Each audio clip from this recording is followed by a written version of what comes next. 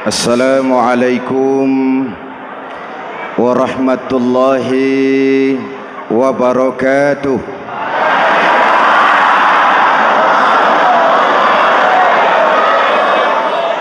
Alhamdulillahi rabbil alamin. Wassalatu wassalamu ala asyrafil mursalin Sayyidina wa maulana Muhammadin wa ala alihi wa sahbihi ajmain, amma ba'du. Para ulama yang saya muliakan, hadirin hadirat ma'asyiral muslimin yang saya cintai, banyak kita alami perubahan-perubahan yang terjadi, baik perubahan yang menyangkut sosial budaya, lebih-lebih yang menyangkut sosial politik. Yang tidak banyak mengalami perubahan adalah sosial ekonomi. Bahkan angka kemiskinan kita naik menjadi 3/5 dari total penduduk kita hidup di bawah garis kemiskinan, dan 20% diantaranya miskin mutlak. Perubahan-perubahan yang terjadi menyadarkan kita kepada kebenaran Al-Quran ketika Allah menyatakan wa tilkal ayyamu nudawiluha bainan nas. Hari itu kami putar di antara manusia. Ada saat datang, ada waktu pergi. Ada hari lahir, ada saat kembali, ada waktu dilantik, ada saat menyerahkan jabatan.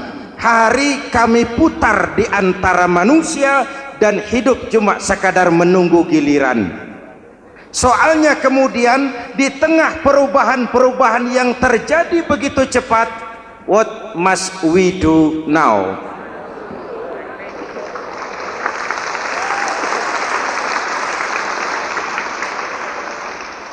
Saya juga nggak ngerti itu.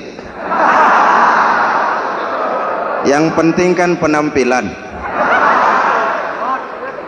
Saudara-saudara kaum muslimin di seluruh tanah air, jadi pemimpin adalah pelayan bagi orang yang dipimpinnya. Oke lah, perbaikan ekonomi, pembukaan lapangan kerja baru kita serahkan kepada pemerintah, karena kita percaya mereka orang-orang terpilih belaka yang dipilih dengan kepercayaan akan mampu membawa rakyat keluar dari kesulitan. Amin. Tugas kita sekarang di zaman susah meluruskan akidah. Jangan sampai mbah dukun yang naik ke permukaan. Betul? Islam misinya yang pertama membebaskan manusia dari kemusyrikan.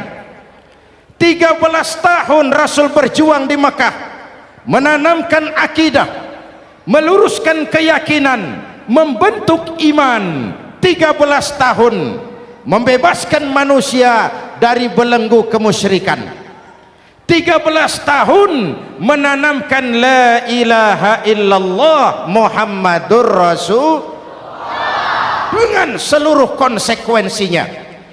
Kalau saya yakin tidak ada Tuhan selain Allah, saya tidak akan minta tolong kecuali hanya kepada Allah. Saya tidak akan pernah takut kecuali hanya kepada Allah. Saya tidak akan menggantungkan hidup kecuali hanya kepada Allah. Saya tidak akan minta rizki kecuali hanya kepada Allah. Saya tidak akan melarikan persoalan kecuali hanya kepada Allah. Kalau konsekuen dengan keyakinan ini, mbah dukun nggak dapat tempat.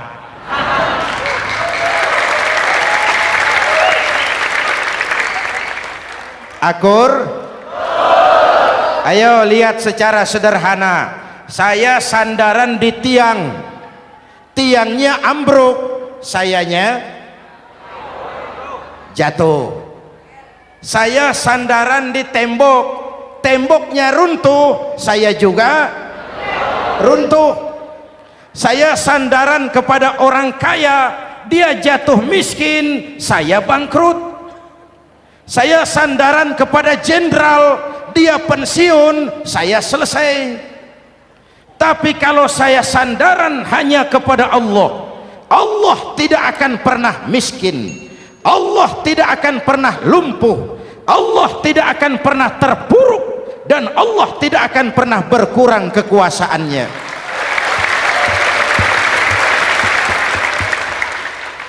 Maka umat Islam, sesulit apapun zaman yang kita hadapi, Allah juga tempat kita bersandar. Jelas? Selama ini kita iman dalam ucapan, tapi sekuler dalam perbuatan. Di masjid ada Allah, di kantor Allah tidak ada, maka korupsi merajalela.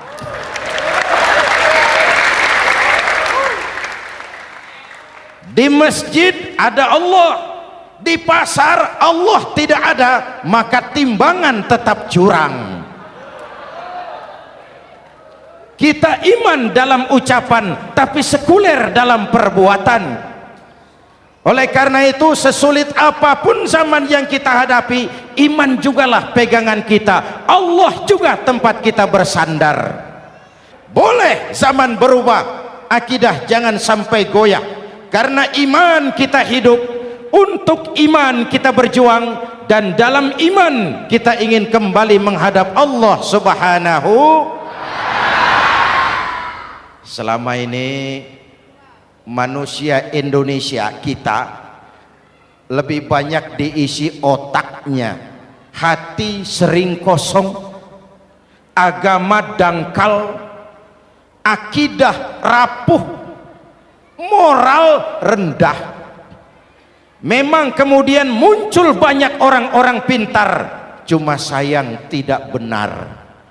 Indonesia kita bangkrut, Indonesia kita terpuruk, Indonesia kita sakit parah kalau diurus orang yang cuma pintar tapi tidak benar. Kita perlu orang-orang pintar, tapi kita lebih perlu orang benar. Jelas? Kalau cuma pintar tapi tidak benar, itu yang sering saya sampaikan, nanti disuruh ngurus beras malah nimbun beras.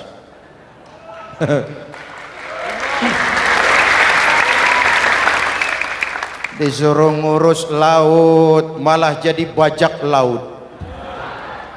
Disuruh ngurus hutan rame-rame jadi orang hutan. Jutaan hektar hutan Indonesia kita ini merupakan kekayaan sumber daya alam kita yang harus digunakan bagi sebesar-besar kemaslahatan rakyat. Yang disuruh ngurus hukum malah bikin hukum seperti pisau, tajam ke bawah, tumpul ke atas. Jangan heran lalu di masyarakat muncul street justice, pengadilan jalanan, sebagai refleksi dari ketidakpuasan melihat sikap hukum yang sangat berpihak. Kalau yang kecil salah, hukum cepat-cepat ditegakkan.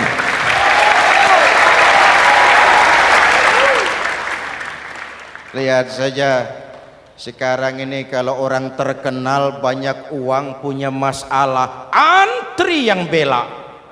Betul?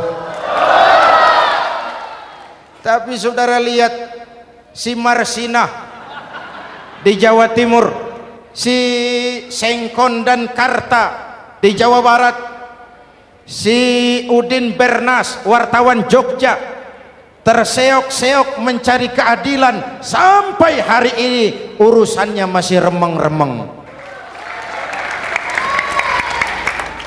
Kenapa bisa begitu? Jawabannya sederhana, tidak ada fulus. Ada fulus mulus, tidak ada fulus manfus. Betul? Jangan sampai para penegak hukum kita terjebak pada lagu baru, maju tak gentar membela yang bayar. Biar bertentangan dengan nurani, biar bertentangan dengan public opini, biar bertentangan dengan rasa keadilan. Siapa yang bayar itulah majikan, mau benar atau salah belain terus. Kalau seperti inilah hukum kita, mafioso keadilan akan tetap gentayangan. Hadirin yang saya hormati, 13 tahun beliau berjuang di Mekah meluruskan keyakinan, memantapkan akidah, meneguhkan iman. Dari situ segalanya dimulai dan ke situ segalanya akan menuju. Intan paling mahal, mutiara paling berharga, tidak lain adalah nilai-nilai keimanan. Kalau itu sudah tergadai, apalagi yang bisa kita banggakan dalam kehidupan ini? Kita merasa harta kita berharga, belum ada artinya ketimbang iman. Kedudukan kita punya nilai pun belum ada artinya ketimbang dengan nilai-nilai keimanan. Itu intan paling mahal, itu mutiara paling berharga. Harta baru ada manfaatnya kalau dilandasi dengan iman. Jabatan dan kedudukan baru terasa gunanya kalau dilandasi dengan keimanan. Kalau jabatan lepas dari iman, yang akan lahir Fir'aun baru. Jelas? Kalau harta terlepas dari iman, yang akan muncul adalah konglomerat korun. Kalau ilmu pengetahuan terlepas dari nilai dasar keimanan, maka yang akan muncul adalah ilmuwan pelacur yang menyalahkan yang benar, membenarkan yang salah untuk kepentingan pribadi. Dan kondisi seperti itu tidak akan membuat kita makin sehat. Oleh karena itu, pada kesempatan ini, pesan pertama saya, menghadapi zaman susah, tetap jaga akidah, tetap pelihara keyakinan. Kesulitan bukan untuk ditakuti, untuk diatasi. Hidup adalah kerja keras, bukan keajaiban. Perubahan tidak akan datang hanya dengan simsalabim abragadabra. Perubahan tidak akan muncul hanya dengan berandai-andai. Perubahan tidak akan turun dari langit seperti turunnya embun di waktu malam. Perubahan adalah kerja keras, sehingga Al-Quran membimbing kita, innallaha la yughayyiru ma biqaumin hatta yughayyiru ma bi anfusihim.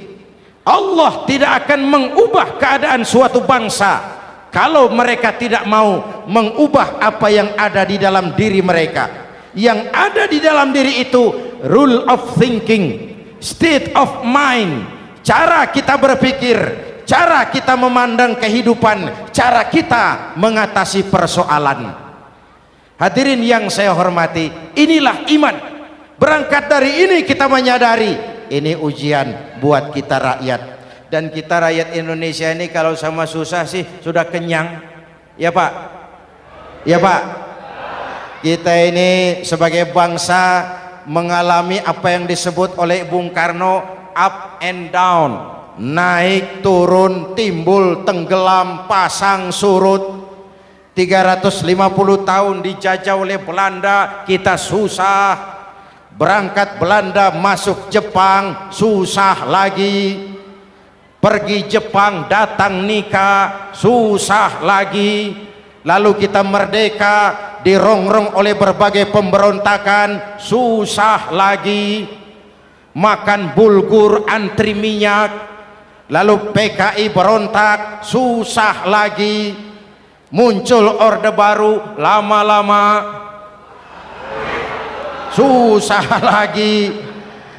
Orde baru selesai, naik reformasi, mulai repot nasi, susah lagi.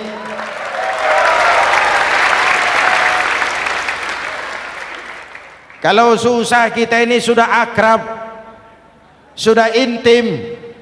Mestinya kalau sudah susah seperti itu, jangan salah sikap menyikapi kesusahan.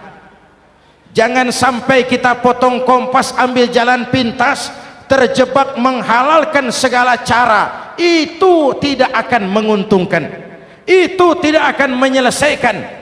Kalaupun selesai, nampaknya penyelesaian sesaat, dan penyelesaian sesaat bukan penyelesaian yang sebenarnya. Karena itu tetaplah dalam koridor keimanan. Boleh zaman berubah, akidah jangan sampai goyah. Silahkan masa berganti, tapi keyakinan jangan mati. Sekali la ilaha illallah sampai tetes darah paling penghabisan, tetap la ilaha